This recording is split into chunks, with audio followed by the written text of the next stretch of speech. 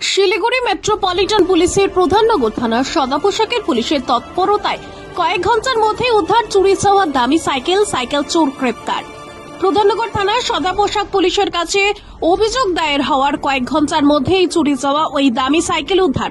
শিলিগুড়ির বাঘাযতীন কলোনি এলাকার বাসিন্দা সাগর রাঠোর শিলিগুড়ির একটি হোটেলে কর্মরত।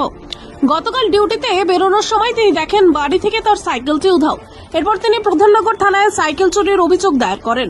অভিযোগ পাওয়ার পর পুলিশ তদন্ত শুরু করে এবং ওই এলাকার বিভিন্ন সিসিটিভি ফুটেজের মাধ্যমে চোরের পরিচয় শনাক্ত করে। দ্রুত পদক্ষেপ নিয়ে পুলিশ জংশন এলাকা থেকে অভিযুক্ত করণ মল্লিককে গ্রেপ্তার করে। অভিযুক্তকে আটক করে জিজ্ঞাসাবাদের পর পুলিশ কুলিপাড়া এলাকায় তার বাড়ি থেকে চুরি হওয়া সাইকেলটি উদ্ধার করে। পুলিশের অভিযুক্তের বিরুদ্ধে সাইকেল চুরির মামলা রুজু করে আজ শিলিগুড়ি আদালতে পেশ করেছে।